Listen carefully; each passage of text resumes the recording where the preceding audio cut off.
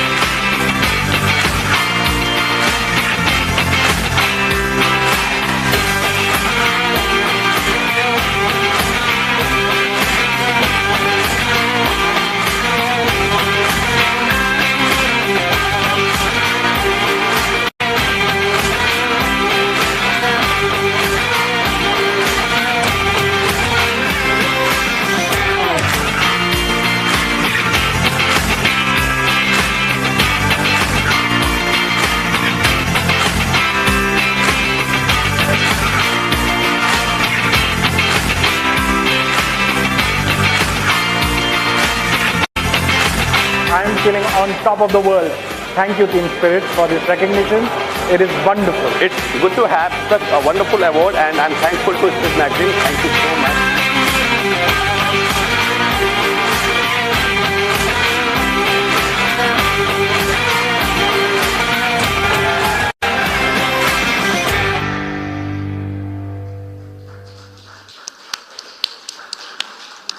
Well, this calls for a lot of smiles and applause, lots of nostalgia, ladies and gentlemen. Well, just like the years gone by, we've once again handpicked topics that resonates deeply with the pulse of contemporary times. However, the real essence of these discussions is crafted by the distinguished individuals who contribute to these discussions. We consider ourselves really fortunate that we are so fortunate to boast an impressive lineup of speakers across all the 5 sessions here today, and I cannot just wait to get started. But let's give all our speakers a huge round of applause. Come on.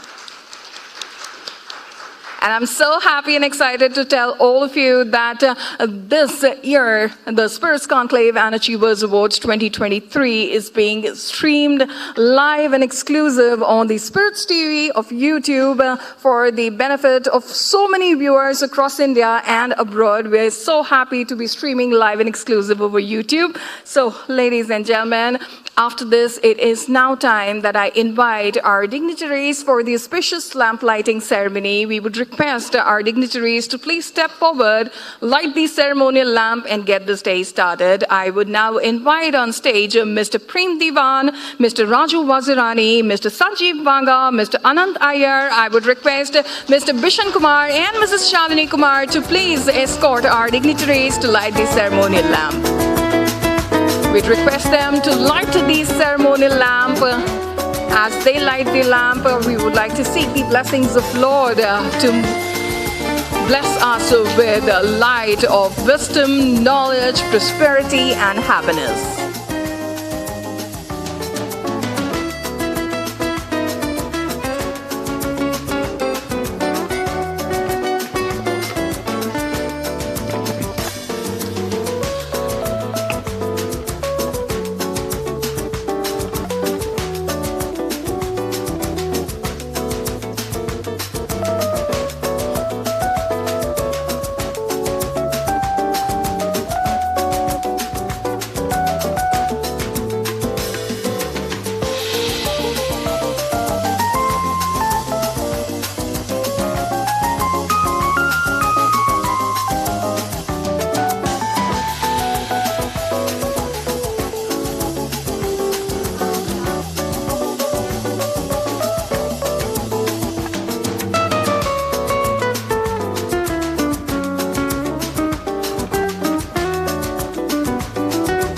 Now request our dignitaries to please light the ceremonial lamp, and we're so fortunate to seek the blessings of Lord at the start of this day to bless all of us with the light of knowledge, prosperity, happiness. I'd request all of you to please gather near the lamp for a group picture. And ladies and gentlemen, let's give us a huge round of applause. Let's have a huge round of applause for the auspicious beginning of this day.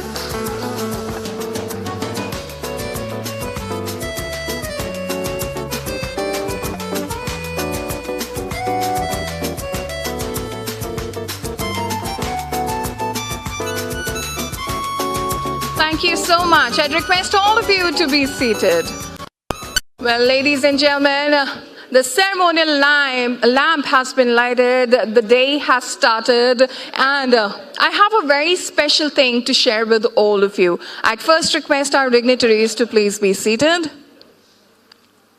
Yes, and now I have a very special thing to share with all of you. Well, Spiritz has always acted as a true friend of the industry and stood as the vanguard of the interest. And now the news is that our efforts have been recognized by none other than the keepers of the Quish. Well, which is the international society established by the Scotch whisky industry. Well, in a momentous recognition of her remarkable contribution to the Scotch whisky industry, Spiritz editor Mrs. Shalini Kumar was bestowed with the prestigious title of the Keeper of the Quish by the International Society. And this is not it. This is not it. She probably becomes the only Indian journalist to hold such a title. Ladies and gentlemen, now let's give her an applause.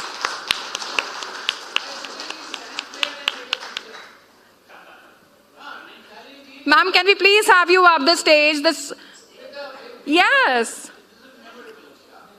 This indeed marks a historic milestone. We are so thankful to the industry as well as to the International Scotch Society.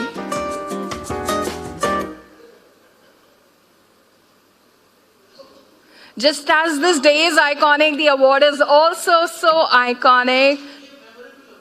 Absolutely.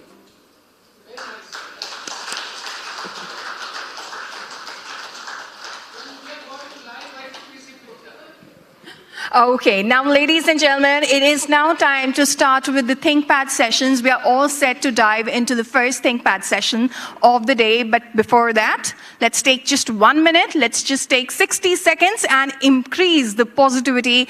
Let's increase the positive energy in this room. Are you with me on this? I'll not take more than 60 seconds. Come on. We all know how to snap, right? With both your hands. Okay. चलिए मैं इधर आ जाती हूँ. So we have to snap, snap, clap, clap. Are we good with this? Snap, snap, snap, snap, clap, clap. Snap, snap, clap, clap. Snap, snap, clap, clap. Wonderful, ladies and gentlemen. Let's give a huge round of applause to all of you. Let's have a huge round of applause to each and everyone present out here for the iconic 10th edition of the Spiritz Conclave and Achievers Awards 2023. And it is now time to dive into the first ThinkPad session for the day. Are we ready to get started? Yes? Come on, yes, no, maybe. Are we ready? Yes. So your wish, ladies and gentlemen, is my command. And let's get started. Without any further ado, let's get started with the first ThinkPad session for the day. And the topic for the first ThinkPad session for the day is Sustainable Soups, Exploring Innovation and Sustainable Trends. Huge efforts made by the beverage alcohol industry to reduce their impact on the environment, encourage sustainable practices, and offer more consumer-friendly choices. So this topic will revolve around decline of mono-carton, eco-friendly bottles and closures, controlling carbon footprint, and much, much more, ladies and gentlemen. And with your due permission, I would now invite the moderator for the session on the stage. Ladies and gentlemen, please put your hands together for Mr. Gautam Mehra, founder, Paripatram Solutions Private Limited.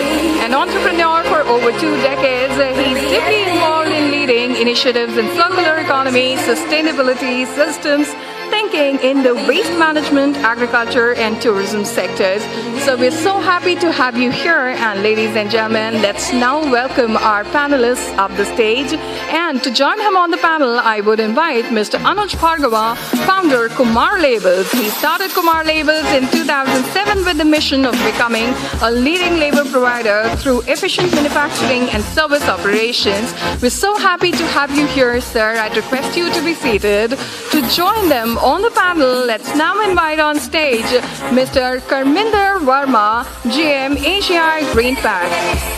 He's serving as GM AGI Greenpac. He's passionate towards sustainability. He has more than 18 years of diversified experience in sales, marketing, supply chain, and sustainability in industries like packaging, automotive, agriculture equipment, and EVs. We're so happy to have you here with us, Mr. Verma. And last but not the least, to join us on the panel, I would now invite on stage Ms. Vanessa, Pandita, Non-Executive Director, Alcobrew Distilleries India Private Limited. She's principally responsible for managing Alcobrew's newest malt spirit distilleries situated in Kandala, Himachal Pradesh, while adhering to Alcobrew's guiding principle of providing consumers nothing but the best. We welcome all of you, ladies and gentlemen. This completes the first panel for the day. Let's first give them a huge round of applause. And I would now hand it over to the moderator for this session. Thank you. Yes. Guess I'm audible to all of you? Yeah, perfect. So just as the announcement was made that this is something which we're talking about sustainability in this session. I just kind of am reminded going back about 3 to 4 years when sustainability was just kind of considered something which you do for the environment. And people would just think that, yes, it is CSR money and you basically put it into the environment, do something on the ground, and you say that, okay, the environment is now protected. But considering that over the past few years, the policy framework which has changed in the country has also ensured that business sustainability is kind of linked to environmental sustainability, and we know how the ecology is important for us with all of the stuff that is happening even last week in Dubai with the COP. I guess it's very important to kind of align these areas to see how we can move forward while keeping the ecology in mind. Now, as far as the session goes, when we talk about wine, whiskey, beer, it is very important that we think about a consumer. All that has to reach to the consumer has to go in a certain kind of packaging. From the packaging perspective, it is very, very important that we talk about things which enhance business sustainability as we move forward.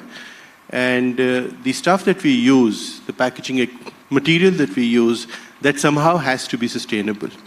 So on the panel, we have someone who is bottling, who is brewing. We have someone who's kind of making the labels for those bottles, and we have someone who's kind of making the enclosures for those bottles as well. When they go out to you in the market and you kind of take it from them and you drink it. So I'll just let the panelists introduce themselves and the work that they are doing, introduce their companies to all of you. Before we go into a small round of discussion, I guess there are 1 or 2 presentations as well. We'll just kind of start with the presentations after the introduction round and then maybe delve deeper into what they're trying to do and how they're trying to bring in sustainability as part of the entire agenda into the business at its core, and then try to ensure that it becomes sustainable not only from the financial but also from the environmental perspective. We'll start with the lady first. Yes, Vanessa, over to you. Introduce yourself and you have a presentation, then maybe you can start with the presentation after that. Good morning, everyone. I'm Vanessa Pandita, and I'm a non-executive director at Alcobrew Distilleries. And alongside, I'm also overseeing the production at the company. And for those who don't know, Alcobrew Distilleries is a player in the Indian IMFL segment. We've got brands like Golfer Shot Whiskey, White and Blue Whiskey, One More Vodka. We're also India partners for Campari, the aperitif brand. And yeah, that is me. Would you like me to go on, or the introduction session is, okay. Yeah. Yes, we can now move on to you. Hi, good morning, everyone. My name is Anuj. I print labels for a lot of Alcobrew brands in India and overseas. We've been doing this for about 16 years now, and primarily focused in the Alcobrew segment. Yeah, this is Karninder. I have been fortunate to work with the industries like automotive, EVs, railroads, liquor industry, and air conditioning. And I have been on both sides of the table. I have been into the sales and supply chain. So that is my limited experience. You have a presentation. So Karninder, you have a presentation. Maybe you can start with the presentation, and then we can do the discussion.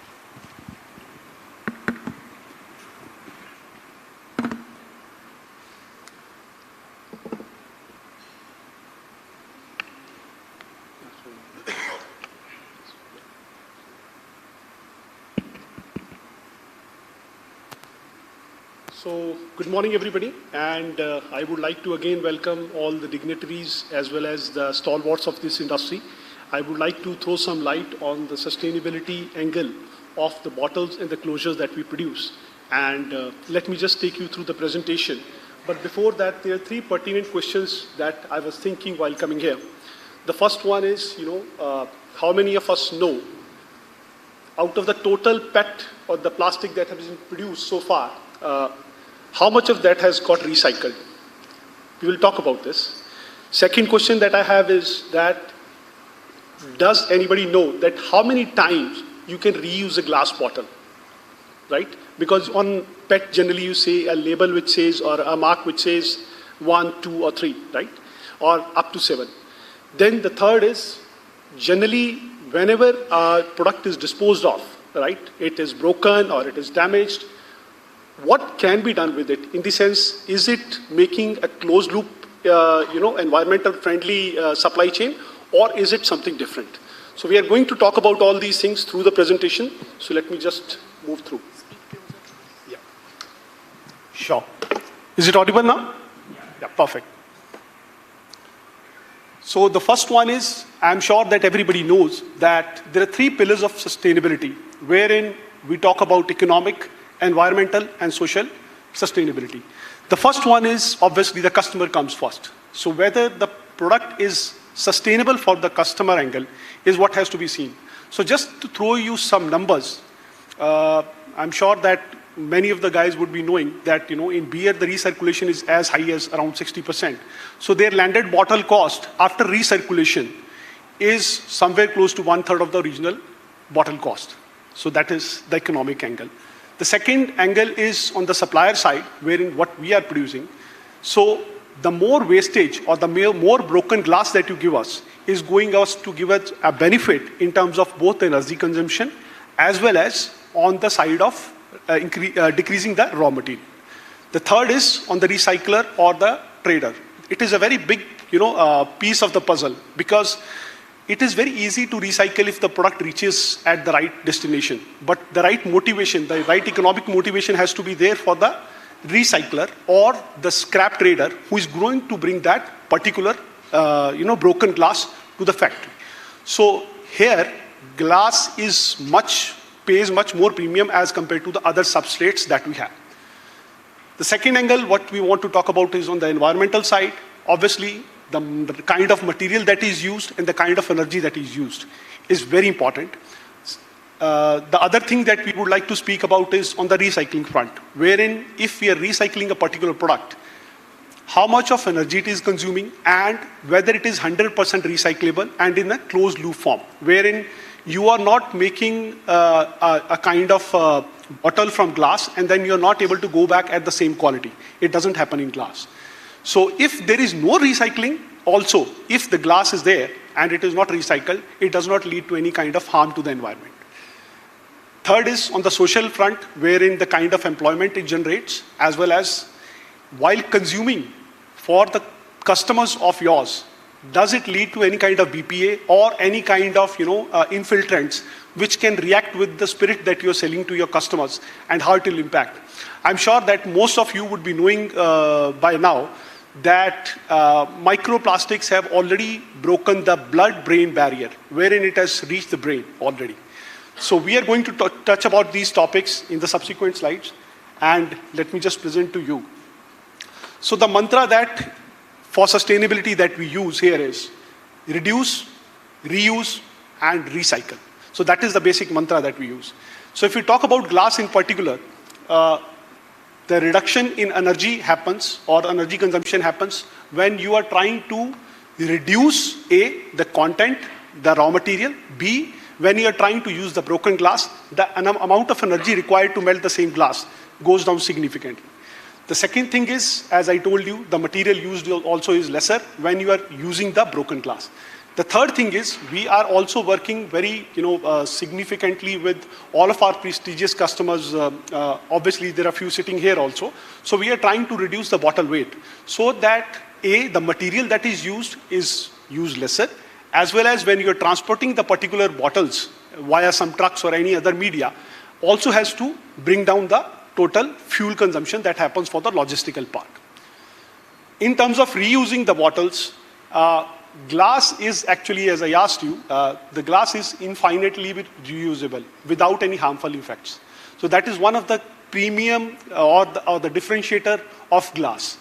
So second thing what we want to suggest is, that even if you reuse glass infinite number of times, there are no harmful chemicals which are leached in the spirit, which can disturb the chemistry of the spirit, or it can harm the consumer who is actually consuming that particular spirit.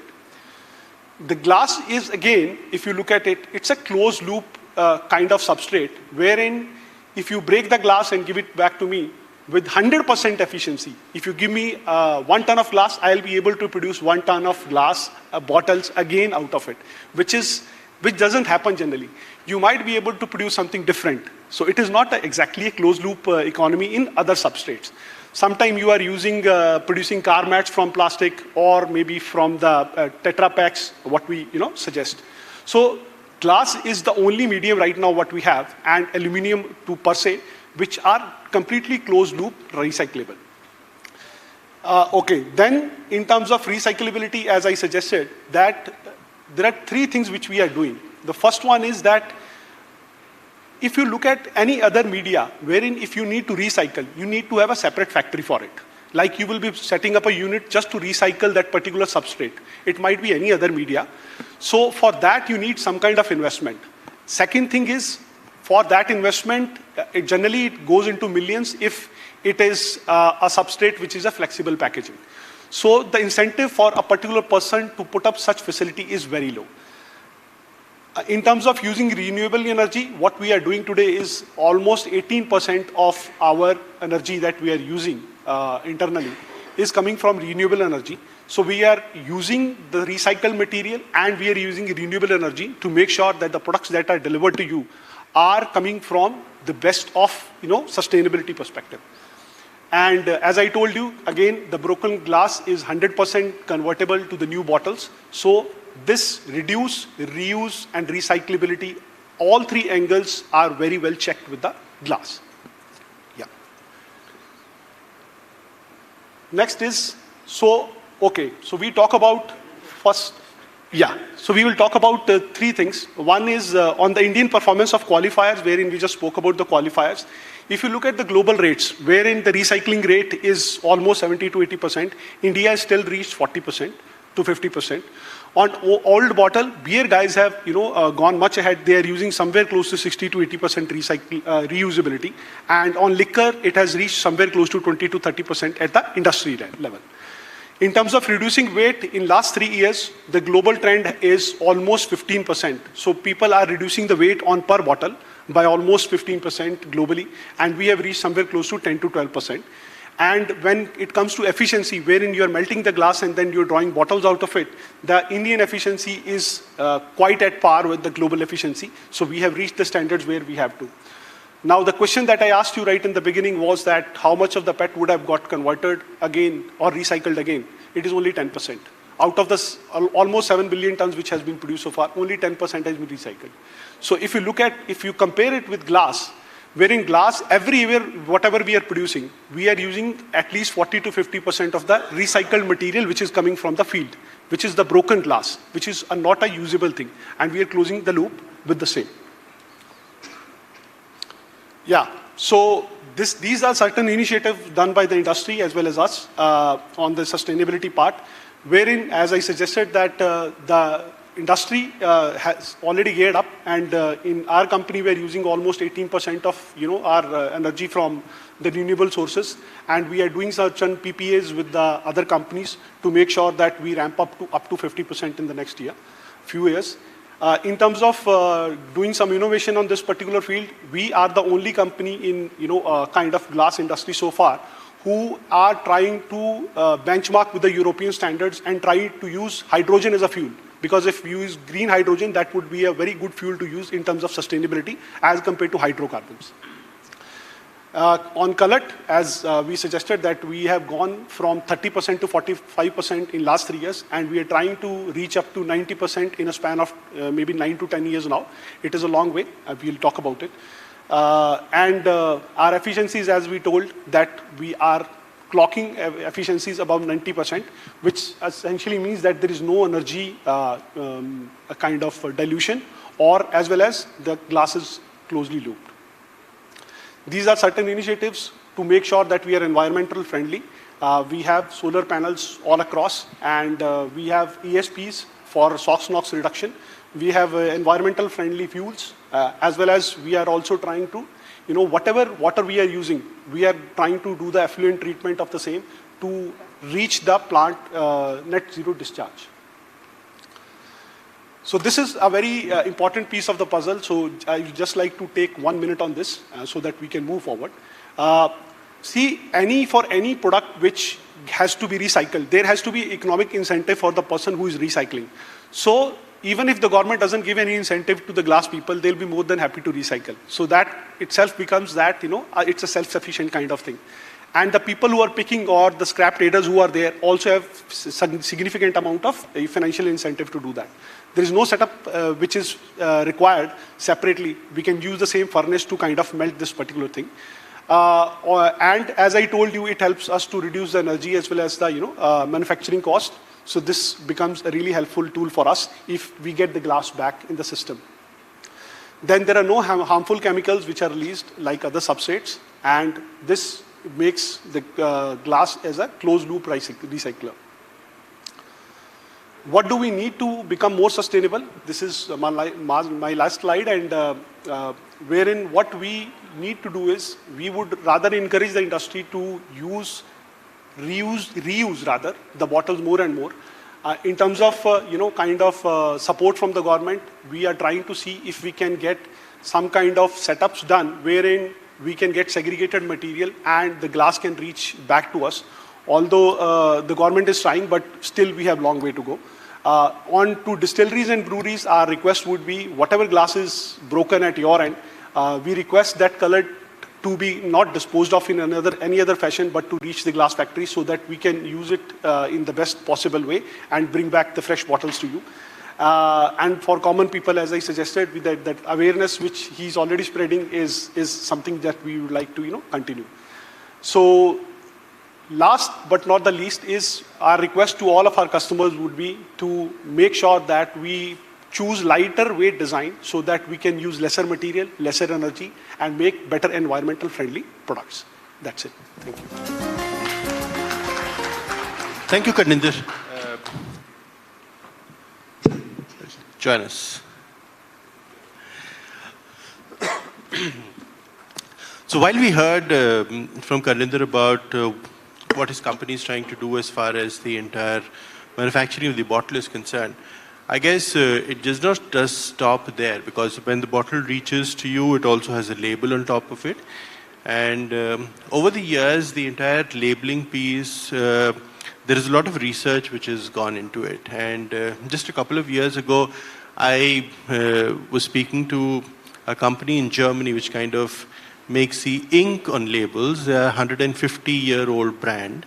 And their large chunk of the top line actually goes into R&D just to ensure that they try and produce ink which is washable in nature, but does not get washed off till you have actually consumed the bottle. So that is a very interesting piece. So I'll just start with Kumar first, because we spoke about the bottle. Now let's talk about the label, and then we'll speak about what goes into the bottle with Vanessa.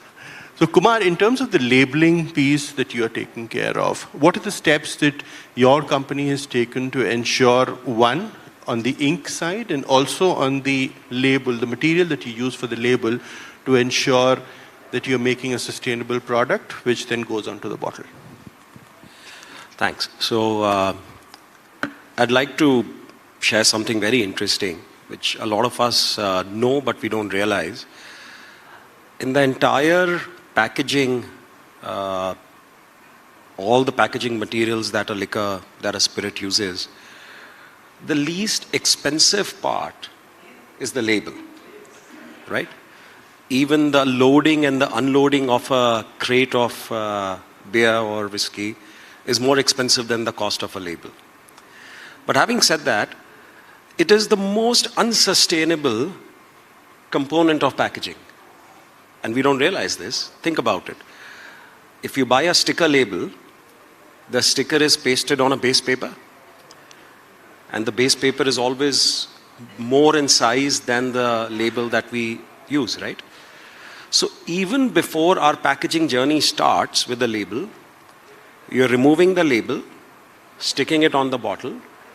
Before the bottle goes out, before you start the consumption, you are throwing away that release liner, the backing paper, which is in fact more in volume than the sticker that you pasted. So very interesting that at the time of usage itself, the beginning of usage, we're throwing away more than what we are consuming, and that what is bringing value. And Karninder, I saw one point missing in your slide. You said the requirements for the bottles to be recycled. You see, if we don't do our job right, your bottles can't be recycled, right? So if our labels don't come off from the glass bottles in an effective way, there's no glass recycling, right? You only get cullet and dirty cullet. So for sustainability, I believe one, that I also noticed at your, in your slide.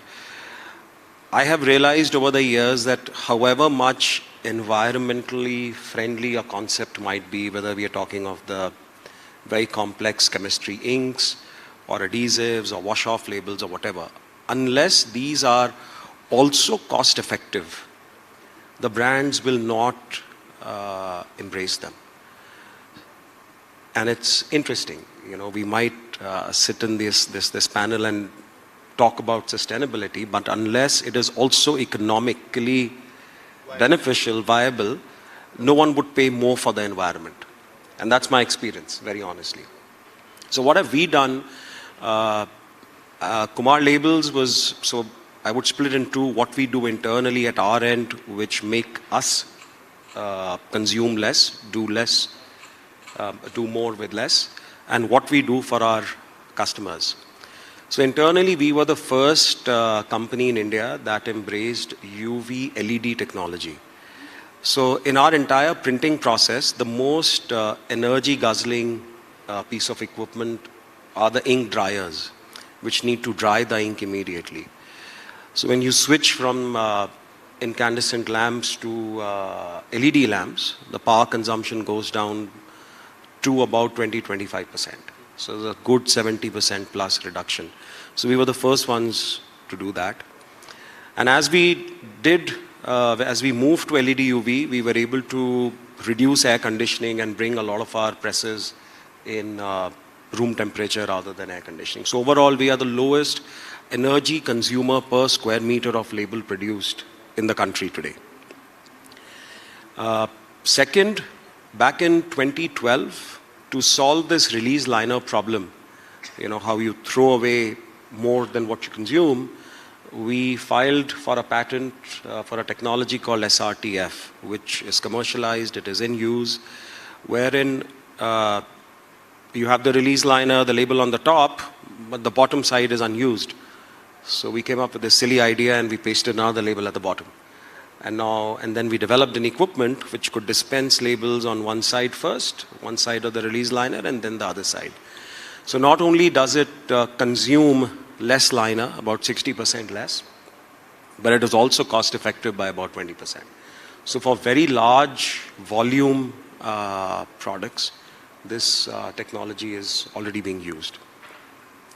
The next offering that we have, and we are trying very hard, is to pursue thinner gauges, so thinner papers, and more than that, thinner release liners. So industry used to use 70 GSM release liners 10 years ago, came down to 60, and now we are doing experiments with a 45 GSM liner. Excuse me. Beyond so the release liners cannot be recycled. So what we are now trying to work on is with rPET liners. So while I know that you said only 10% of PET is recycled. No, till date, whatever has been produced globally, okay. Till date. Okay. Today, the number, if I look at per year, it will be. So we are now able to make liners, the backing paper, as well as the label itself with a 90% reused PCR, like a consumer waste recycled material, and make labels with that. And there are brands already that are using these labels. And the other offering that we have is wash-off adhesives. So we have adhesives with which you can remove your label in 3 minutes, in 4 hours, or in 8 hours, depending on the volumes. So you can reuse the bottles. So those are things that we are working on. That is amazing. So just in terms of what you're trying to sell on the market and what Kumar is giving you as a label, the amount of sustainability within your product, how that enhances, it's a fantastic example, Kumar. Thank you so much for doing this for the industry. Coming across to Vanessa, in terms of what you're brewing, just at the different plants that you're running, what are you doing on the carbon footprint piece of the brewing? We're distilling, firstly. Okay. And I'd like to start with a very interesting statistic that I came across. And this is a global agency It's called Beverage International Environmental Roundtable. And they've actually stated that for a pot still distillation unit, the amount of carbon footprint that's generated, there is the process of distillation itself contributes around 40% of the footprint. Then there is glass, which contributes to around 8%. Then there is the grain, which contributes to 10%, I think. Oh, sorry, glass is 18%, the grain is 8%, and then even the process of warehousing contributes around 10%. And then the transport and logistics, that's around another 12%. So you add up all of that, it comes to around 86, 88%. So that is where the carbon footprint is being generated. And then, since I've started on the manufacturing and all the processes, oh, the main part I forgot. So in producing one 750 ml bottle of alcohol, there is a 2.9 kilogram emission of carbon dioxide that goes out into the atmosphere. That is the amount of carbon emissions that we're generating. Not very proud of that fact, but it is what it is. And then in packaging, the steps we're taking, so the decline of mono cartons. I think credit should be given where due. Pernod Ricard was the one that initiated the removal of mono cartons, and we've also followed that good practice. We had this campaign called Unbox for the Future.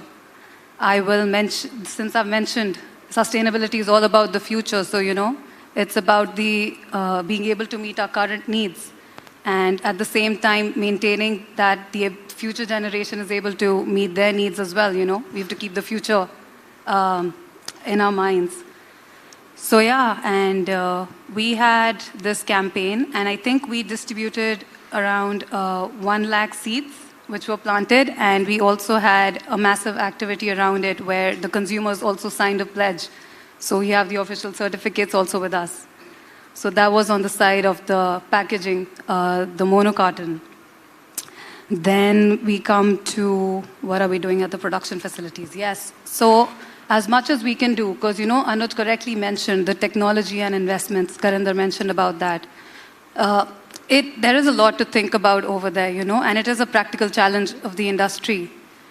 So yes, what we're doing at our unit, so we have LED lights throughout the place, which has, I think we've saved around 60% of electricity. Like that is the amount of consumption of power that we've reduced.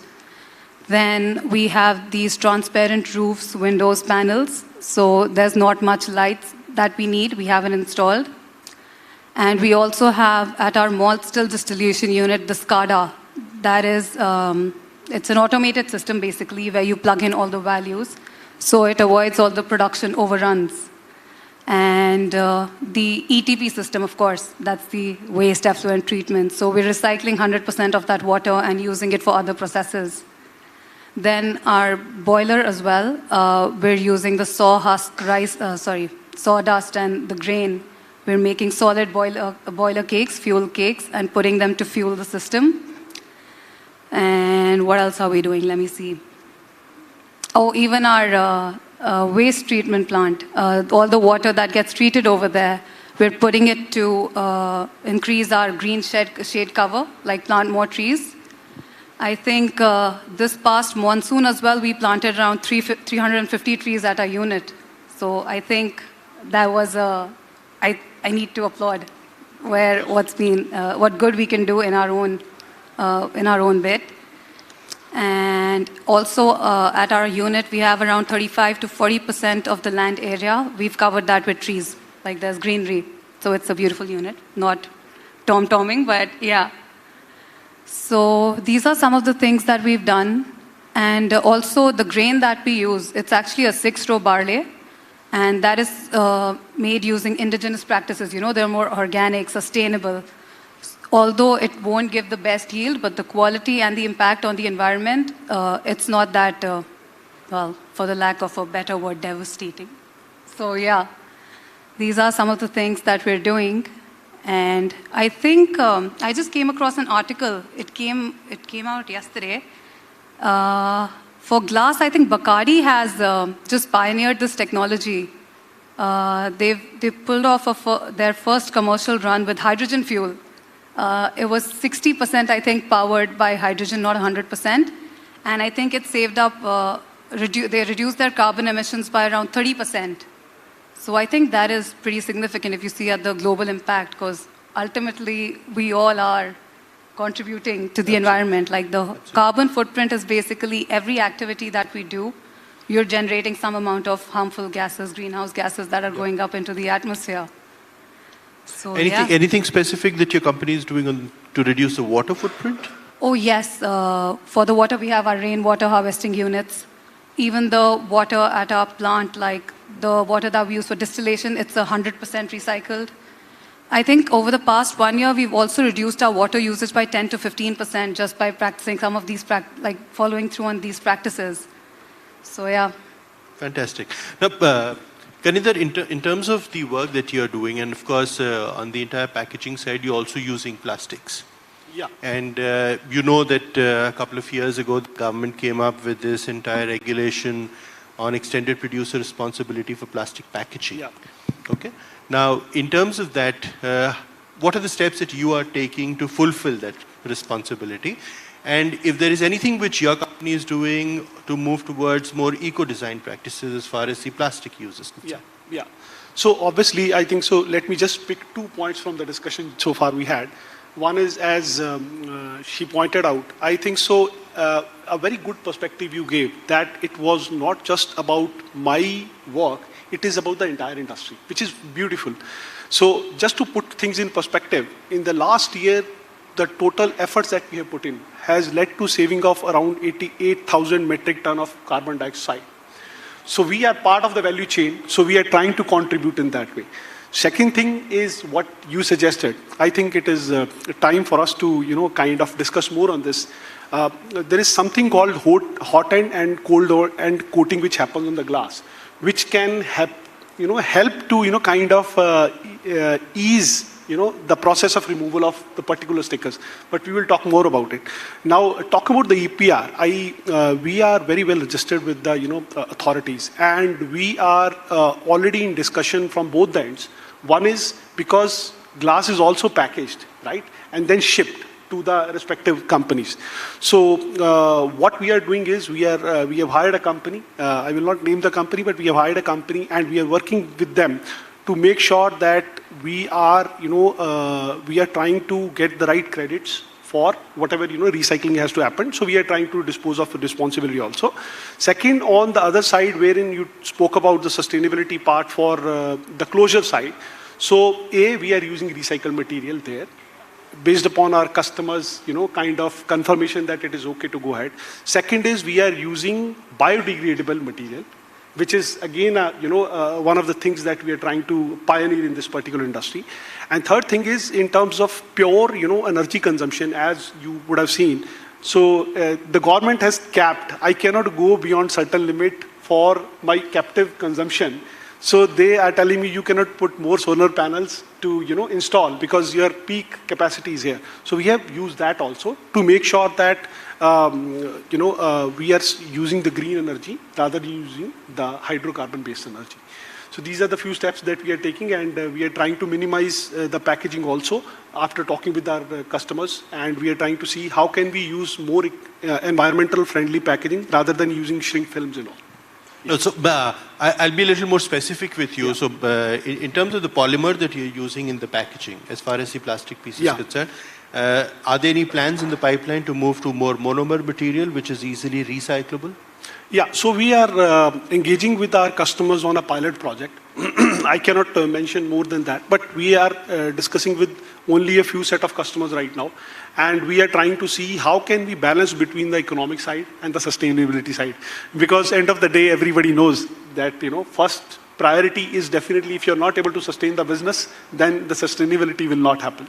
So we are trying to see how can we make more environmental friendly packaging. And just to add to, the transportation side, we are also trying to explore something that automotive industry is using, which is called collapsible packing, which is wherein we are able to bring the same, packaging back to our side, in which we have transported the bottles and the closures. So this is one initiative that we have already taken, and we are further trying to explore what we can do with it.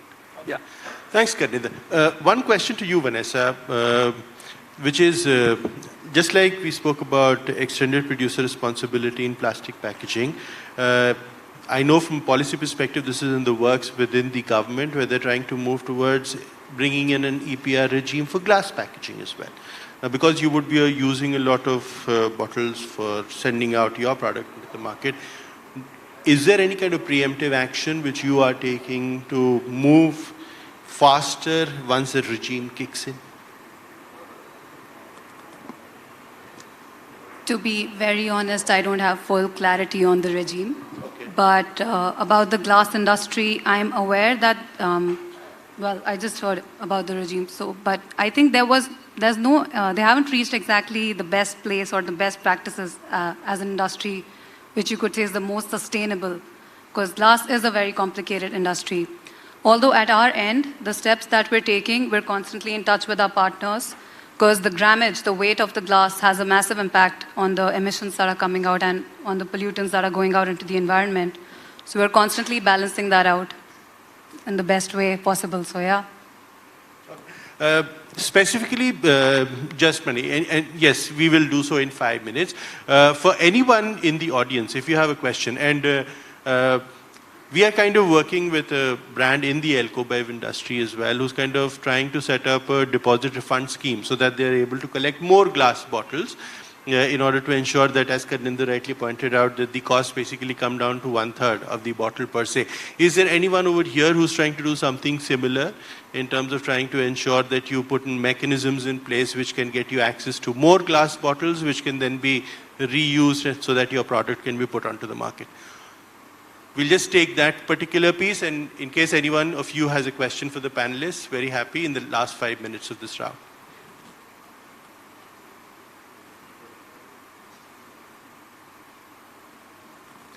No questions? Okay, I just have one final word which I'll give to Karninder and Anuj and Vanessa. In terms of trying to ensure, and Karninder mentioned a very important point in his first slide, which is on delivering a triple bottom line from your business.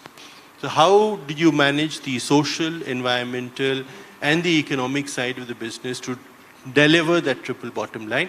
Anything specific which your companies are doing which you would like to make a mention of?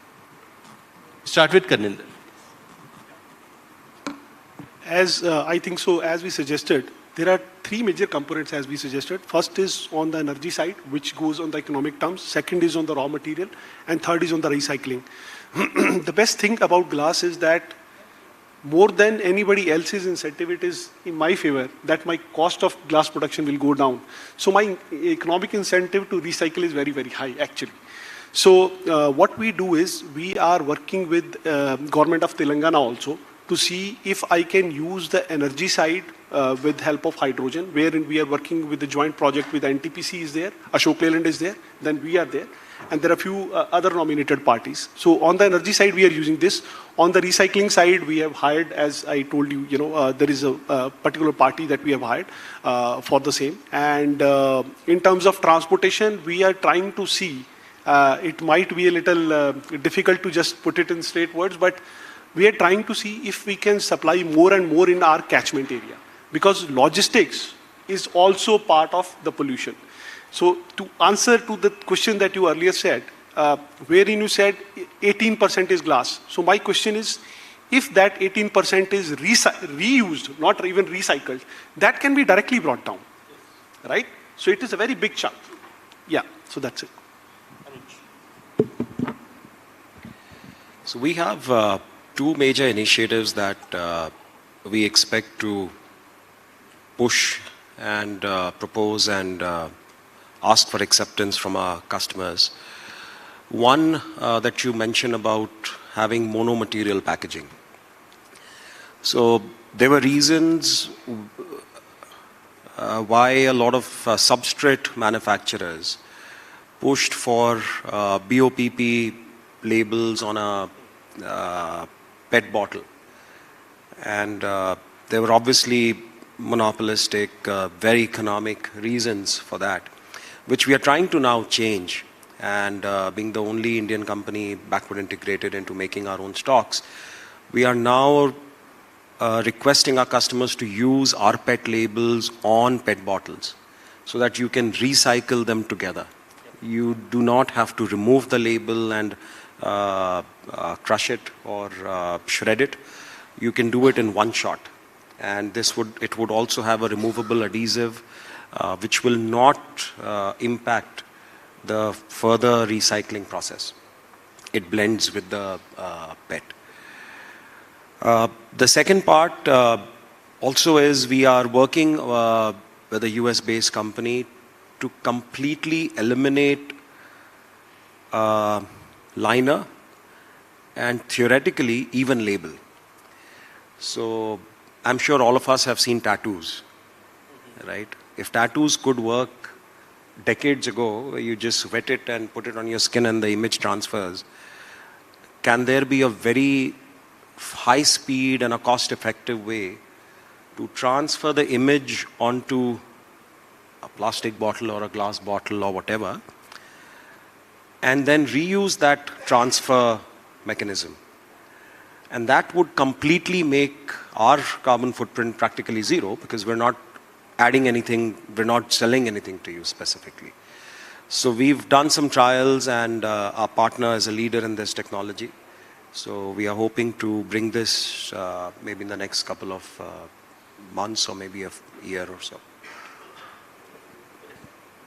So our practices are also along the lines of what Anuj and Karninder mentioned. And yeah, we're seeing whatever's the best, whatever best we can do in terms of our packaging, in terms of the environment. And yeah, that's pretty much all I'd like to say. Ladies and gentlemen, I think pretty good work which is happening on this particular dais right now in terms of what they're doing to reduce the carbon water footprint, in terms of how they're thinking about packaging and trying to reuse a lot of material which reduces the carbon footprint. And of course, on the labeling side, there's a lot of evolution which is anyways taking place. Just before we leave from here, there is one particular book, maybe you guys can just kind of have a look at it. The name of the book is The Fortune at the Bottom of the Pyramid, where written by C.K. Prahlad and Stu Hart, and in which the entire fortune, which we see, which kind of connects your industry, because you're using a certain kind of packaging, which actually goes back to an actor who is informal in nature, who comes to your household to collect a beer bottle and even pays you for it, and then ensures that Karninder's business, the business which Vanessa is in, and of course the labeling business that Anuj is in, all of that can actually thrive financially and also reduce the environment to a great manner. So there is possibly a need where once we start thinking of it in terms of the social perspective, we might just want to think a little deeper and try and work very closely so that for our businesses, the economic and environmental sustainability piece can be taken care of at a much higher level. Thank you so much for participating, and I hope there's something which is a takeaway for each and every one of you. We'll catch up soon, maybe over tea and coffee. And thank you so much for participating. Thank you so much. And we request all our speakers to please step forward for a group picture. I'd request Mr. Bishan Kumar to please join us for a group picture on the stage. Thank you so much to all the speakers and the panelists for a wonderful and insightful session. Your insights were nothing short of golden nuggets, enriching our minds and leaving us and with an indelible mark of your thoughts. Thank you so much. We're so fortunate to have been here for this panel. Thank you. Well, ladies and gentlemen, after this, I have something, yet another very special thing to share with all of you. Well, Spiritz remains unwavering in our commitment to being the industry's most trusted ally, striving to enhance services for the benefit of brands and companies. It brings us an immense pleasure to proudly declare the incorporation of a much-needed service under the Spiritz umbrella, which is introducing the sugarcane creations, catering to all your requirements of films, ad films, jingles, and various other media. Sugarcane Creation boasts a team of brimming with expertise garnered from substantial experience in Hindi films, serials, ad films, and jingles. Can we please have a look at the AV? Can we please have the AV? Rahul, Mansi, विशाल, तुम अब तक ready नहीं हुए? पति का office, बच्चे का school, इन सब चक्करों में ये खुद को गई है भूल। ओए सुपरवुमन, जॉब कब रिजॉइन कर रही हो? जितना टाइम मुझे मिलता है ना, उसमें कोई जॉब नहीं हो सकती। बड़ी की प्रॉब्लम तो है काफी बड़ी, छोटे कोई सॉल्यूशन ढूंढो इसी। मिल गया। क्या? एलिफेंट। पर ये तो डोंकी है। तू डोंकी है। तेरी प्रॉब्लम्स का सलूशन मिल गया है। एलिफेंट। एलिफेंट ये क्या है? तो एलिफेंट ना एक टॉय लाइब्रेरी ऐप है जिसपे लोग अपने बच्चों के लिए टॉयज रेंट कर सकते हैं। मतलब सिर्फ 2 से 3 घंटे काम करो और फिक्स्ड मंथली इनकम, और ऐसी कोई खास इन्वेस्टमेंट भी नहीं है। इनकी लाइफ तो एलिफेंट ने कर दी भाई। आप भी जुड़िए, फायदा होगा 100%। So ladies and gentlemen, please put your hands together for the sugarcane creation, because we are so proud to announce the sugarcane creation. Reach out to us for all your needs and witness the magic unfold. Save both time, energy, money while achieving the paramount results that only Spiritz and sugarcane creations can deliver. So your success begins with us, and we're so proud that we're announcing this today. Thank you. See, to emphasize on this new service which Spiritz has created called Sugarcane Creations, idea ये था कि under one umbrella with Spiritz Magazine हम आपको वो service भी provide करें which you need for brands to reach out to your end customers, stakeholders. So ये एक service थी नहीं, और ये you end up paying hell of a lot if you hire any agency.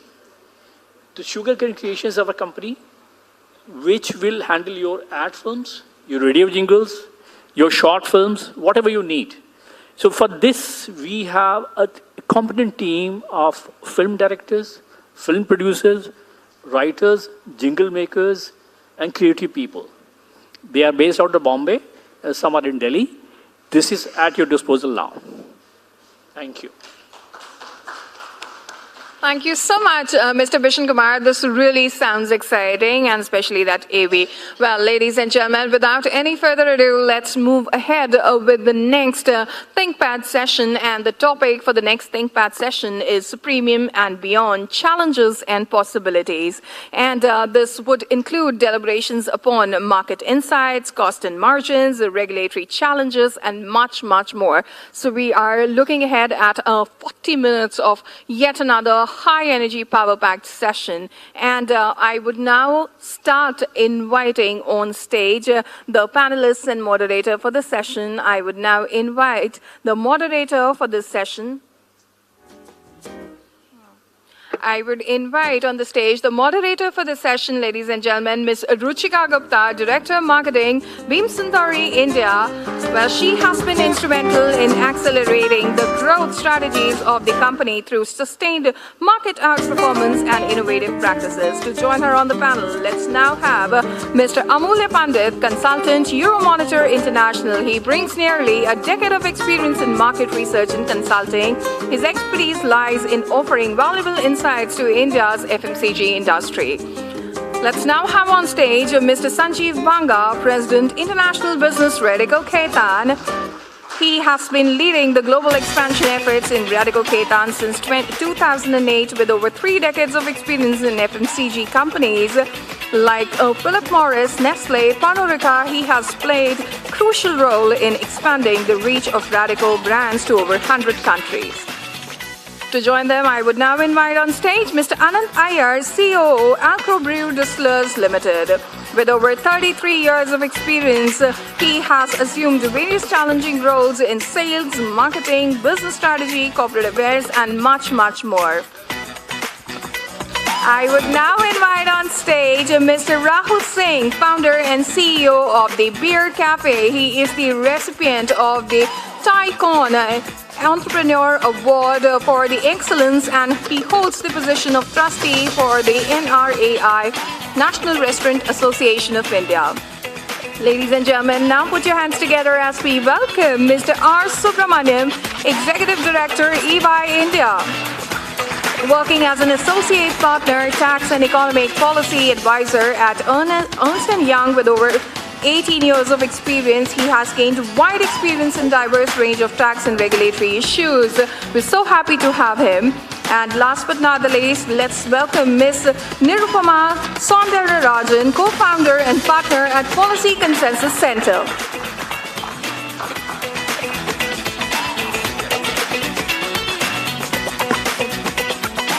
Okay, let's one more time welcome Mr. Sanjeev Banga, President, International Business, Radico, Khaitan. He has been leading the global expansion efforts at Radico since 2008. And ladies and gentlemen, this completes our prolific panel, which is going to have a wonderful and enriching discussion over the next 40 minutes. We're really looking forward to this, and it's now over to the moderator of the session, Ms. Ruchika Gupta. Okay. Hi, everybody. What an honor to be here today. We are discussing a topic we all are very familiar with.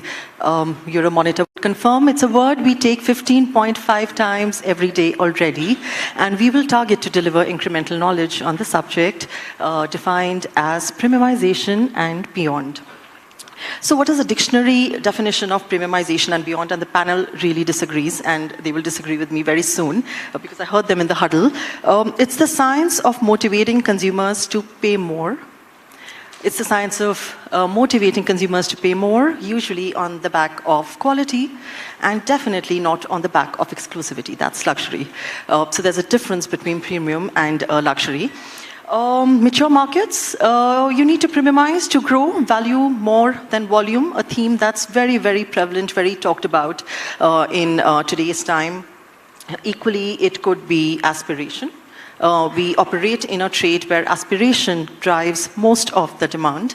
Lastly, another important theme emerging is the inflation. The COGS going up, some of it you have to pass on to the consumer. And if you define premiumization as a little bit of price impact, then, well, that premiumization also happens. I'm representing Beam Suntory. For us, premiumization is worth paying more for. You create your products with the Monozukuri brand culture, which is high quality ingredients, processes, precision, etc. An outcome is a world-class product, and you create, like we say, worth paying more for. But maybe different people define it differently. And that's where I bring in our panel, and maybe take it away. Rahul, what do you think is the definition of premium? So like you said, it's the motivation. It's the motivation for anybody to pay more because they deserve it. You know, motivation also comes from a perspective that I deserve this, so I want to pay more, or let's say I want to spend more. And that actually brings in the whole premiumization of any product category. And this is not just for alcohol beverage, for all. And we've seen that happen. So, you know, I've been in this business for 12 years now.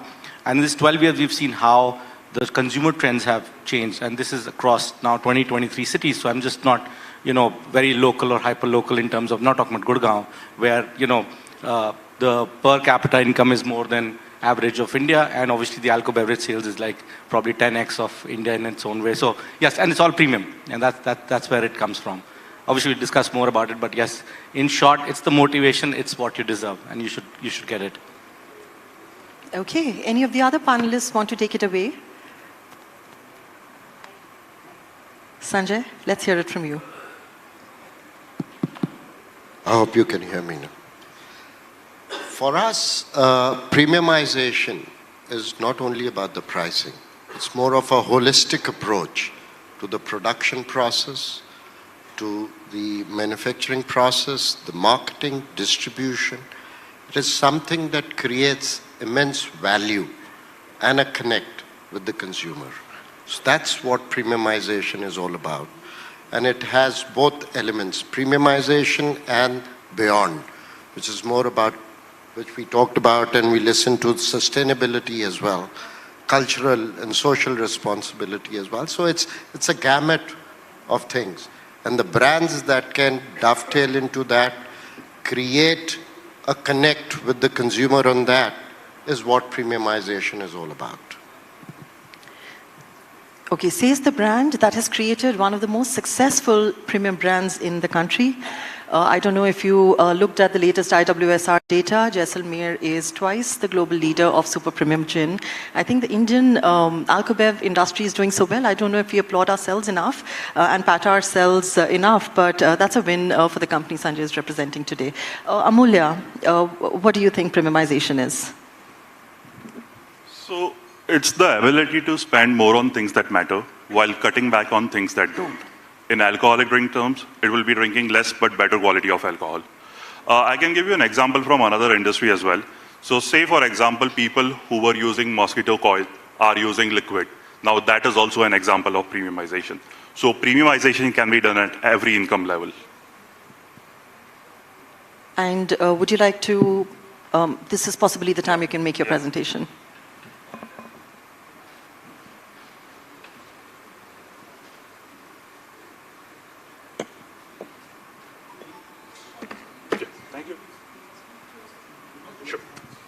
Am I audible? Yeah. So as I come from a market research background, it made sense for me to share some numbers. That might also set the context for this session as well as some of the future sessions. Let's look at the macroeconomic environment. Just a second, we'll just go aside so that the audience can, have a Yeah, I think we'll have to.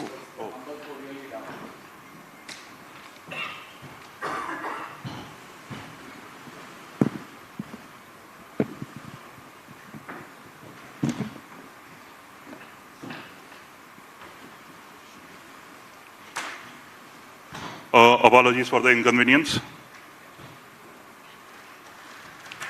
Okay, so let's look at some of the macroeconomic environment. If you look at the graph on the left-hand side, you'll notice that India has a fairly young demographic of more than 600 millennials and Gen Z. So what it means is a significant number of people are entering the legal drinking age every year. Okay, if you look at the graph on the right-hand side, you'll see that real GDP growth is outpacing inflation. So that basically bodes well for premiumization.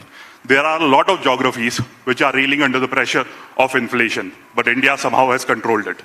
Also, the disposable income in the last 2 years is increasing by double digits. That also bodes well for consumption. The last graph is regarding the per capita consumption. So the per capita consumption in India is 1/7 of the global average.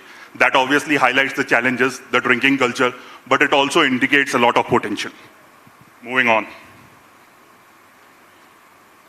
So here there are 3 sets of data points. I've highlighted a few geographies. On the right side, whether they have crossed the pre-COVID levels in 2022 or not.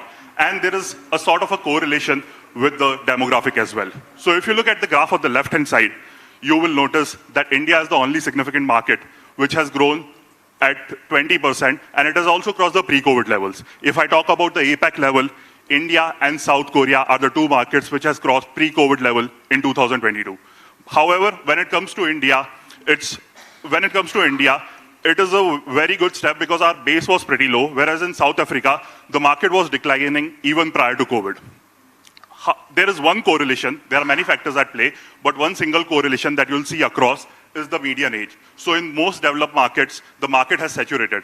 The older demographic is looking to move away or reduce their alcoholic drinks consumption, but that is not the case in India. So the alcoholic drinks market in India stands at 5.87 billion liters, which is a 20% growth over the last year. Our consumption pattern is a bit different. In almost all geographies, beer is a dominating category, but in India, that's not the case. If I give you the APAC average, beer contributes to nearly 75% of the overall consumption. On the right-hand side, I've broken down spirits into subcategories. So the subcategories with the lower base obviously have performed better as consumers are more open to experimenting. Now I've already defined premiumization for you. Let's look at it with the help of survey data. So Indian consumers are a lot more informed and aspirational from their global counterparts. If you look at questions like, I like new products and services, we are far ahead from the global average. Similarly, the preference towards branded goods to non-branded alternatives, again, India is far ahead. It's a combination of a lot of factors, a young demographic with one of the cheapest access to internet. So that facilitates growth. On the right-hand side, because we are talking about premiumization, let's look at single malt category. So the category in its nascent stage, it's again a very small base, and that's why it has grown at a CAGR of 68% in the last few years. However, the important thing to note is that now Indian single malt is at par with single malt scotch. Again, this is a testament to the efforts taken by some of the entrepreneurs sitting in this room. Another trend, which is fueled by premiumization, is the craft trend. So people are more informed and they are more open to experimenting. And also there is a market for high-value authentic products so that consumers could show their individuality. So look at the graph on the left-hand side. As I told you, that the craft trend is fueled by a lot of pillars. One is premiumization, but other is ethical living. So consumers want to reflect their ethical choices in their buying behavior. And brands who focus their marketing and branding, so when it comes to craft brands, they actually focus their marketing and branding around the place where they are distilled or produced, which gives a strong sense of location for that particular brand, something that the consumer estimates. Now, in the last few months, you would have read a lot of headlines that gin is out of the bottle. I don't have a fancy headline for you. I have something better. I have the numbers of those brands which are performing well. As you can see, that even the COVID pandemic was not able to halt their growth. And these are some of the craft gin brands which have performed really well in the last few years. There are multiple reasons for that. A lot of consumers wanted to replicate on-trade experiences in the last few years. Also, the mixability of gin is a lot higher. So these craft brands have performed well in the last year. That's it from my side. Thank you.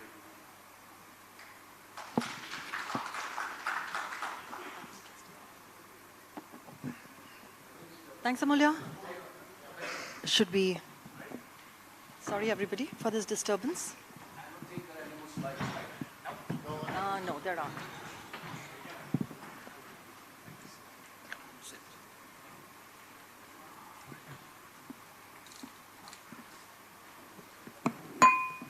Okay, thanks, Amulya, for getting us started, anchoring us in some numbers. Apart from Alcobrew, where do you think we can borrow a slice of learning from as far as premiumization goes? Which are the industries that have done it well?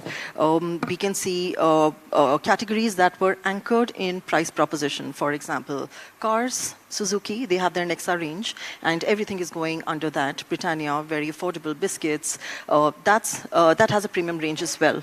Who's done it well? What can we learn? If there are top 3 learnings from everything that you just said. Is this better now?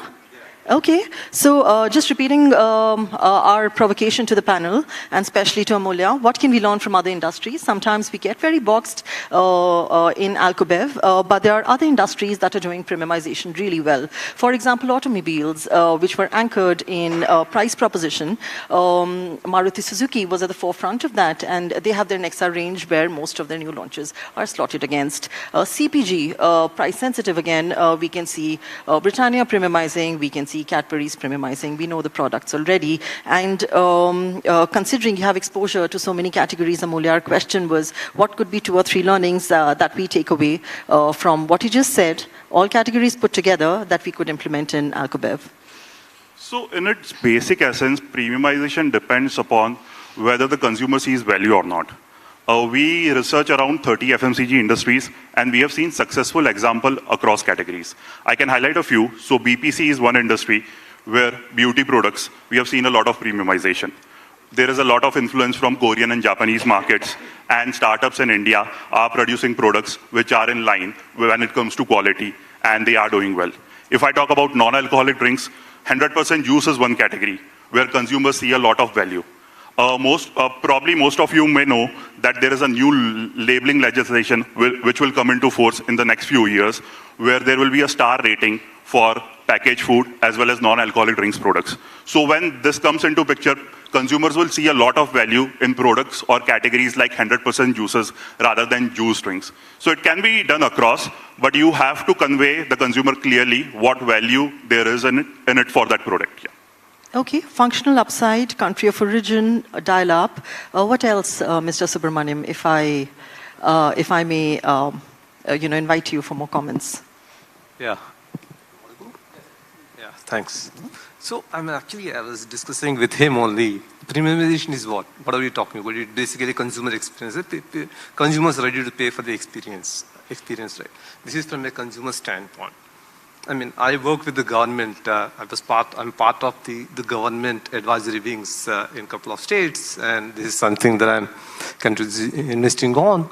So, government thinks it's basically upgradation to the next level. They don't see premiumization as a trend. Basically, they want, for the revenues, they want the consumer to be upgraded to the next level. Basically, we all call the premiumization, right?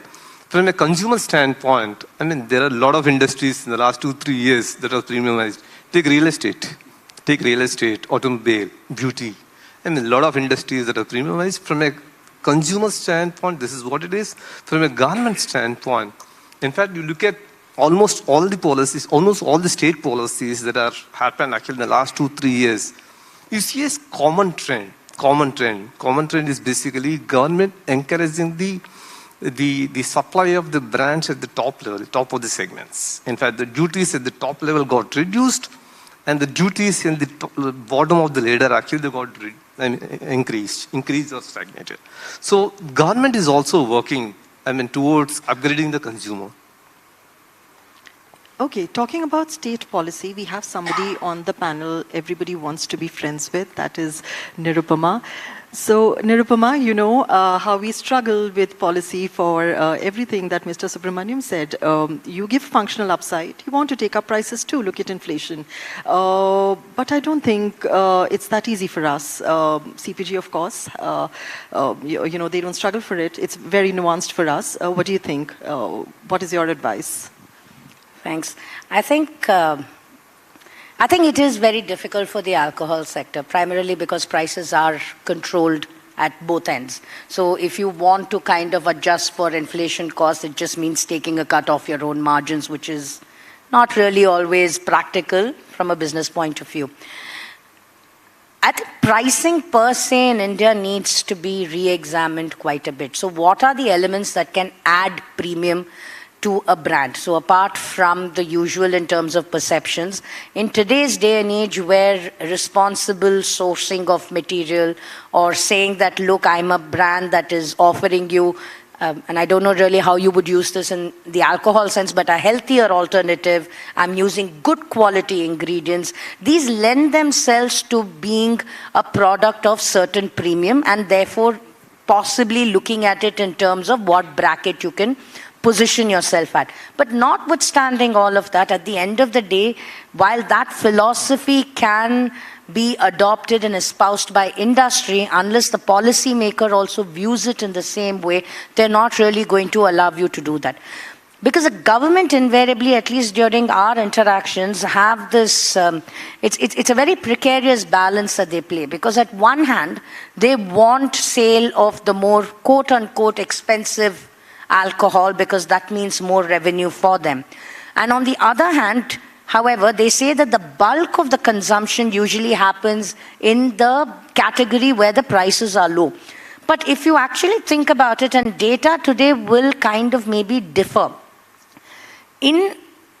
If you look at consumption patterns across board, especially because of a generational shift that is happening, it's no longer the fact that people want to necessarily consume prices which are, you know, cheap, because they want to invest in experiences, much like one of your survey variables that say people want to spend how much ever their propensity to spend will allow, but on the nicer things. And they want to kind of spend on themselves, buy the nicer things. So you see that shift happening, and this shift is happening not just in urban centers, but across board. People are spending on nicer things. And I think that trend is something that policymakers are forgetting and are not paying attention to. And if that probably comes onto their radar, you will automatically see that their approach to premiumization will probably change. At least that's the hope. And towards this journey, Nirupama, do you think there are any tax support that could happen? For example, Alcobrew participation in GST? So this is actually very interesting. So if we look at it ideally, and I think of the couple of sessions, you know, Spiritz conferences that I've actually attended, bringing alcohol under GST has always been very interesting. But what is the biggest hurdle here that you're looking at? Basically, that the state government loses revenue. Now, if I look at it from an industry point of view, and this is not just about the alcohol industry, but anywhere, a parallel example I'll give you is for gold. We do a lot of work in gold and gold-based policy, where customs duty on gold moves as erratically as excise policy at the state level. And most of the time, the jewelers, who also rank from the smallest to the largest in terms of their capacity, come back saying it's hugely problematic because it affects everyday business. What affects the business? It's not that the rate is very high or the rate is very low. Those have comparative advantages, but it is policy stability. I think at the end of the day, any business, what they want from a government is stability in policy. And I think that's what GST brings in.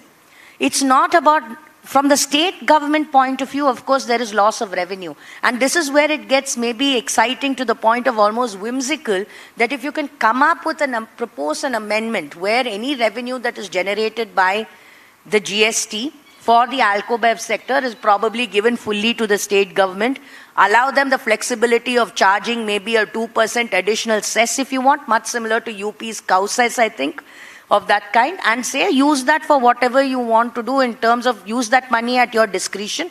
You have a similar tax that comes from your mandis, which is discretionary spend for your state governments and districts. So allow them to use it, whether you want to fund disaster, whether you want to write off farm loan, provide farm loan waivers, that's your problem. Charge a 2%, 3%, but that will give you parity across India, which means that price arbitrage is reduced, smuggling reduces, and it's ease of doing business for the industry as a whole. It's whimsical, but I think maybe at some point it's a conversation that you start today, and hopefully some of us will be alive when it actually comes into fruition. Rahul, I think we move to you now. As you find the mic, what about the tax structure, if there is one change you wanted, you would want to bring in that facilitates premiumization? I think straightforward line items to start with, because every state, if you look at it, the amount of people who are involved, creating the price points for every same product, different states, labels are all over the place. So there are people sitting and wasting the time trying to create labels of the same product for every state. So I think very simply having clearer line items. So, okay, this is my duty, this is my tax, and bang on. If you look at structures right now, Delhi's gone back to an old structure, but I can tell you it needs not even a chartered accountant, but somebody really good at maths to actually even figure out how an MRP is devised in Delhi. So I think that's very important, because what it does is it allows people who budget their annual plans or who put their business together to see what they can do, where is those triggers where they can actually go up premium in their product category. One thing is for sure, because in the alcohol beverage, and which we all know, that you can charge more, but it'll cost you still not as much. So the advantage from a business perspective is the more premiumization that you do in your product category, the more money you will make. And bottom line is equally important. We're not in a charity business, and it will only come from that. If you can actually make your product more premium in price, obviously the COGS and the marketing cost is not as much as what you would pay in terms of, amortized to the kind of price increase that you get in premium. So I think going premium will only make you more in terms of business, but from a line item, I think from a tax perspective, it should be very simplified. Obviously, we can't have being a state policy and being a state-driven federal system for alcohol beverage, every state will obviously do what they want to do. Within this tri-city of Noida, Gurgaon, and Delhi, it's chalk and cheese. Not just taxation, but I'll just give you from a restaurant point of view. Let's say we run a restaurant and you have to serve alcohol there. You come and have a beer. In Gurgaon, it's 18.9%. Whoever devised this, it's not 18, it's not 19, it's 20, it's 18.9. You come to Delhi, it's 25%. In Gurgaon, you can't get an input tax of the VAT. In Delhi, you can get an input tax. So you need a separate guy who's basically going to make sure that you get it. Now you move to Noida, which is not too far away, just within minutes, it's 0%. So you got 0%, 25%, 18.9%. Obviously 0% there's no input, but you end up paying cow cess there, which is obviously, and now cow cess also come to Haryana. So I always look at those, where are those cows that we've been paying the cess for, so I obviously want to go and meet them. But the taxation is really complicated, because it just goes on and it becomes for legal drinking age. It just changes. From my home state, Rajasthan is 18. Obviously, you can marry also earlier than that nowadays. But more than that, it's 18 there. And then you come to Gurgaon, it's 21. You go to Delhi, it's 25. 25 for a beer? Are you joking? Look at the amount of the median age which Amulya actually put up. It's crazy. But 25, you can't have a beer in Delhi. So it's all over the place. So I just, it's again whimsical. If you can have one policy, one nation, Samarth Bharat, it'll be much better for all of us. That's how I'd put it. Okay, bringing Anant in, and Nirupama is of course taking notes and going to make it happen, is what she promised. And over to you, Anant. What would you like to put on her list? Well, I've been in the industry, long enough, and I've met enough, bureaucrats over the last 25 odd years. As she said, would anything happen in our lifetime? I don't think so, because it's enshrined in the Constitution that it's a state subject. And unless you have a brute majority in the center and in the states, you can't amend anything in the Constitution of India, right? So I don't think that's going to happen. So I think our entire industry has to live with the multiple challenges that we have per state. Sure, the industry organizations have tried to float a model excise policy along with the help of the center and some forward-looking state bureaucrats. But that's also not gone anywhere, which basically spoke about a uniform level of taxation, uniform labeling, uniform age of drinking, and serving on premise, etc., etc. So it's not going to happen, right? So we live with these challenges, and I think that's what makes the industry that much more exciting. And we have no choice. So labels getting defaced, right? I mean, it's all marketing. People know what it is to design a label, which looks very beautiful when the designer gives it to you, and then you have for sale in blah blah state, drink responsibly, right? And in 4 languages or 5 languages or 3 languages. So there you are, right? So it becomes difficult. Nevertheless, I think, coming to the topic of, is there a huge market for, premium brands, and is it growing? I think the aspirations across the country, irrespective of age groups, irrespective of sex, and any gender for that matter, as well as, irrespective of any income, everyone is aspiring for a better life. And that, I think, motivates consumers upgrading across FMCG, white goods, across the board. These aspirations are driven also by the exposure today, which people have because of OTT, right? The plethora of news that you get, whether it's through WhatsApp or whether it's through all other social media handles, etc. So everyone wants to wear good, look good, eat good, drink good, right? And I think for the alcoholic beverage business, I think these are good times as far as premiumization is concerned. Whether it's Indian single malts, whether it's craft gins, whether it's vodka, even IMFL, the humble IMFL, which no one talks about, but all these are a part of IMFL. Even in IMFL, if you see, people are upgrading. So you have various subsegments being created. You have various companies now coming with various kind of stories whether they do something with a bit of,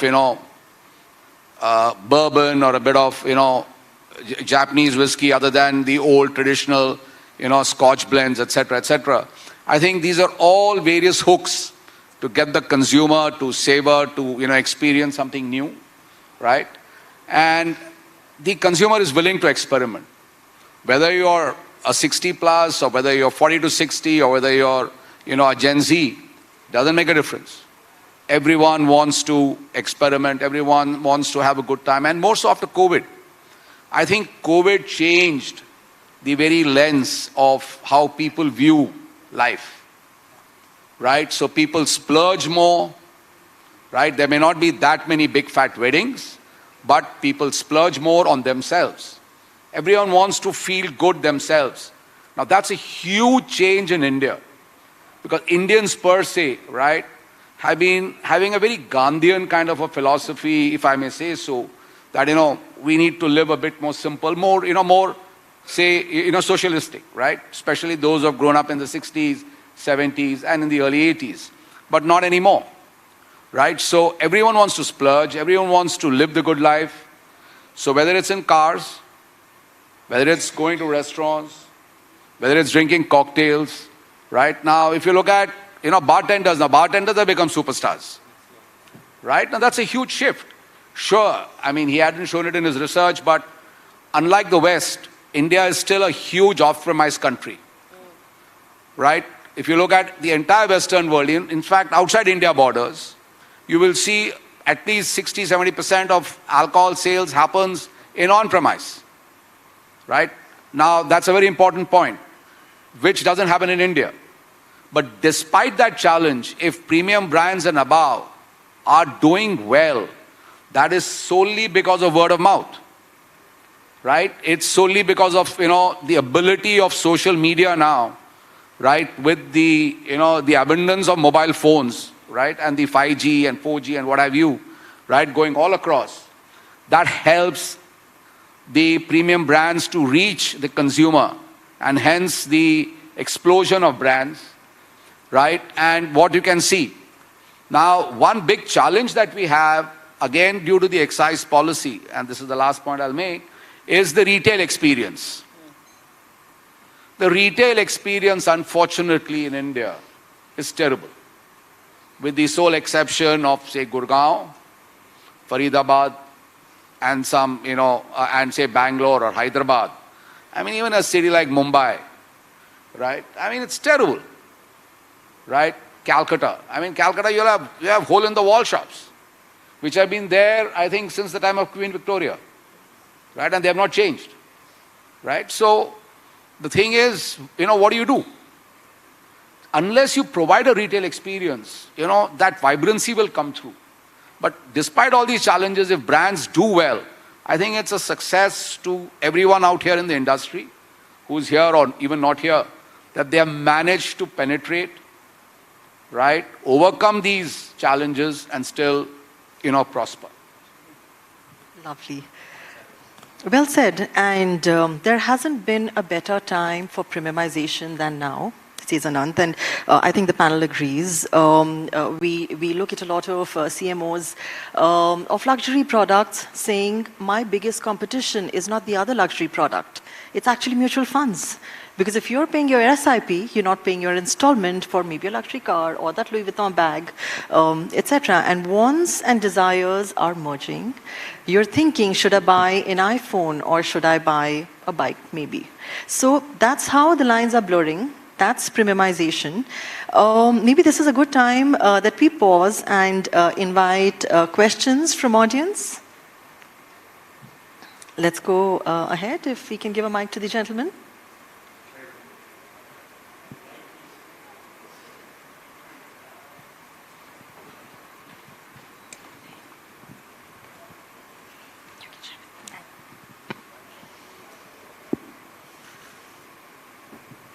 Hi, it's a great talk actually, and my name is Vishal.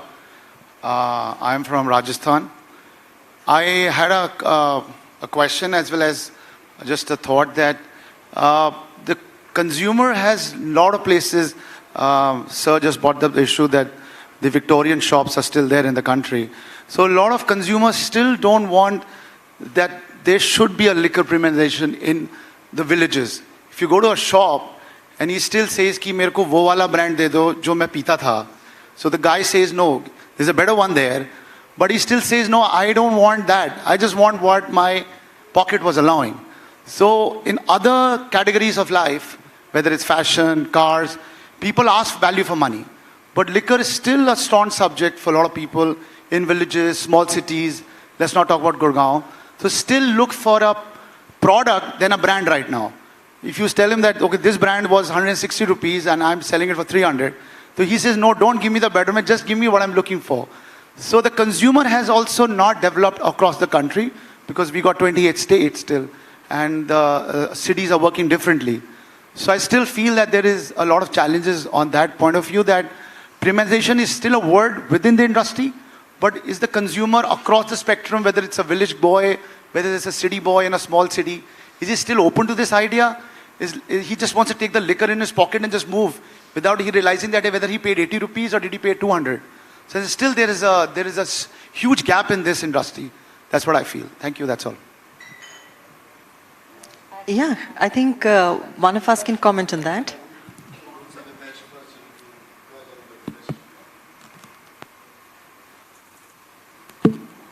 Yeah, if I may answer your question. In smaller towns or villages, right, it's not that the more expensive brands don't sell, right? The retailer out there knows his customers. So he tends to buy stocks that are more appropriate to his market. Now, this is a very simple fact across the world, that any retailer will purchase and keep on his shelves, even an on-premise will accordingly do it based on the customer and the footfall that he has at his outlet, right? That doesn't, preclude the fact that if someone comes in and wants a better brand, he may or he may not get it there because it may not be stocked. But even that villager out there wants to aspire. If you see the numbers, let's take, UP. UP is a mega state. If you look at UP and if you see the way the Scotch market has increased in terms of volumes, once the market got, once it opened up around 2018, right? The numbers that have gone up there, super premium IMFL, the numbers that have gone up there, it's huge, right? Semi-premium plus whiskies, right? I won't take brand names, but they're huge. I mean, we have launched a number of brands from my company in these markets, and all of them are, doing well, right? And a number of other, competing companies have come in. So it's a matter of time. Each state evolves. It's also the income levels of that state. Now, if you belong to if the state is quote unquote a Bimaru state, you will have a very different consumer reception there than compared to a more progressive state. That's all. But yes, everyone evolves. So that the same, let's put it, the same villager who we took, or a small town guy, right? He goes to a bigger place. He gets a better income. He is not going to drink the brand that he drank. So which is why if you see today, it's not that the country liquor has disappeared. We don't talk about CL. But CL is still huge.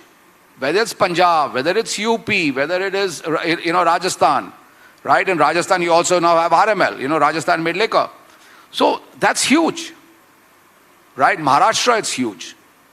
In the east, it's big, especially in West Bengal, right? In the south, there is no country liquor. So hence you have what we call popular IMFL or cheap or medium IMFL, right? They are doing huge numbers.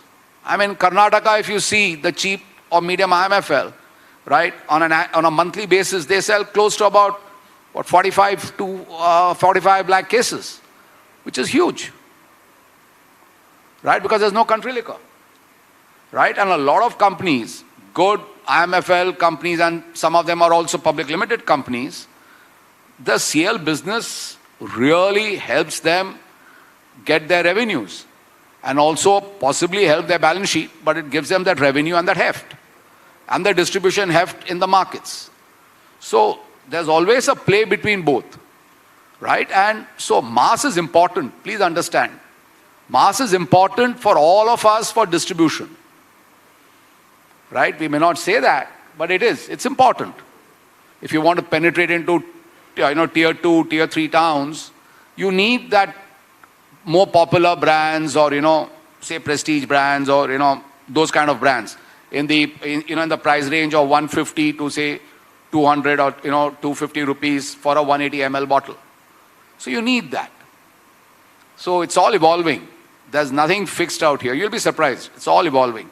And even she spoke about SIPs some time back. Now, if you look at SIPs, if you look at all this. It's the tier 3, tier 4 towns that are now forming the bulk of what you're seeing in the, on the stock exchange in terms of an increase in, the Sensex.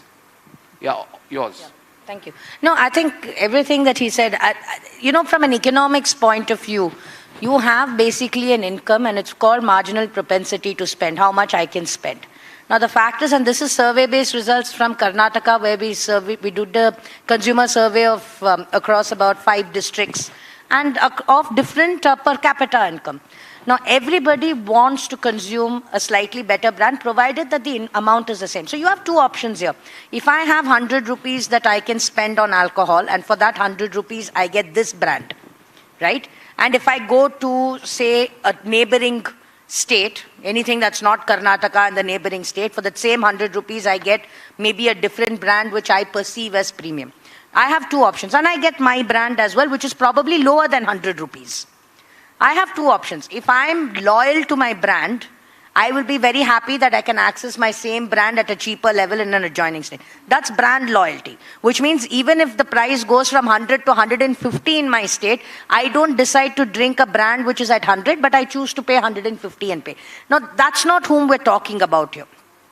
We're talking about the person who says, I have 100 rupees, I'm drinking this brand. If only I could afford this brand, but mere price bracket se thoda bahar hai, thoda zyada hai. But if I access that brand, because either my income has gone up or because I find that same brand available elsewhere, that aspiration to consume what I perceive as slightly better. It's for everything. It's from moving from a Maruti 800 to an Alto to whatever to whatever to whatever. With that increase in income, your aspiration grows. And it is extremely relevant more in your semi-urban and rural markets today than it is in urban centers. And I think that's the trend most people don't see or not willing to see or don't acknowledge, because the aspirations are stronger in your tier 2, tier 3, tier 4, largely because of the kind of reach. Earlier they weren't aware of a lot of brands that were there because, again, in terms of what was being stocked. Today with social media, today with OTT, today with what is available, access to information, every person knows what's the range of brands available, they have a sense of price and they know what they aspire towards. And I think that's what everyone works towards. So I think to that extent, the market is ripe in terms of to capitalize on this aspirational journey that everyone wants. And I think that's what the industry should do. And more importantly, I think that's what the government needs to keep in mind. Instead of thinking that this is, kind of restricted to your large urban towns. Not even urban, but your mega metros and that kind. It's a phenomenon that's going across board. And I think that's what one needs to keep in mind. Okay, and lastly, we'll just add to the panel. If we think about India, one way to think about India is think of it as a very large shopping mall. It's got many floors. Every time you earn more, you move to the next floor. And every time you earn more, you move to the next floor. And you keep evolving. Would you want to come back to the floor below? You've left it and you've progressed above. All of these people from various floors meet in the canteen for their lunch, dinner, etc. And they show which floor they're on by choosing the brand. So that's the role of whiskey. That's the role of, premiumization in India, which is very, very upwardly mobile. I think we have time for one more question, if there is any, or we can close the panel. Is that a question?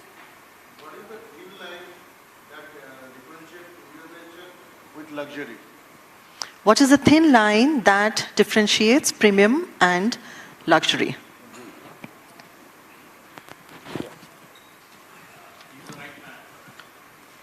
It's a very fine line.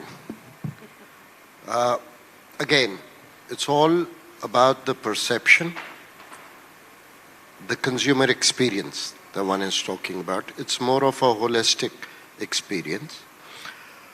What is a luxury? It is something that is far more aspirational, something that makes a connect with the consumer. It's also about the storytelling, not only the quality of the product, but the story behind it. How do you express the story? How does a consumer relate to that story as well? And Then there are, especially in the premium or luxury category, you have those limited editions or exclusive offerings as well, which becomes more aspirational for people not only to consume but even to possess. That's luxury. Again, as I said, it's a very thin line. A luxury for someone may be a premium for someone. A premium for someone could actually be a regular for someone.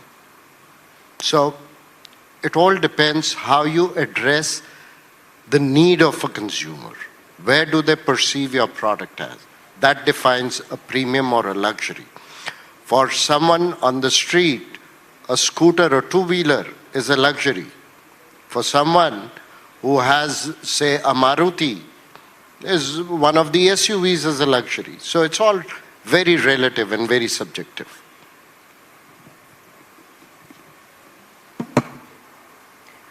Okay, we close out the panel now. We take away premiumization is not just price, it's quality, various other layers. The future of premiumization could be quality. It could also be various new types of premiumization that emerge. The sustainability premium, for example, when the big box stores will only stock brands that are B Corp certified or equivalent certified. The diversity premium, which is being ahead on the innovation curve, diversity of gender, etc., would lead to diversity of thought, diversity of ideas, and maybe more. That possibly is the future of premiumization. With that thought, we close the panel. Thank you, everybody. Thank you so much to all the panel members as well as the moderator for moderating the session so well, Ms. Ruchika Gupta. Ladies and gentlemen, they deserve a huge round of applause as I request them to please step forward for a group picture. I request Mr. Bishan Kumar to please join the group picture. They very beautifully deliberated upon the topic of premium and beyond. And once again, a heartfelt thank you to all of you for being the guiding light at this deliberation. I'm sure this was a very, very inspiring discussion for all our viewers present out here and for those who are watching us on the Spiritz TV Live. Thank you so much, ladies and gentlemen. And with this, we here break for lunch for 1 hour. We're going to see you on the other side of the lunch break with 3 more ThinkPad sessions. So please join us after 1 hour. And we're going to see you at 2:15. Please enjoy your lunch and please join us back at 2:15. Rahul, Mansi, विशाल, तुम अब तक ready नहीं हुए? पति का office, बच्चे का school, इन सब चक्करों में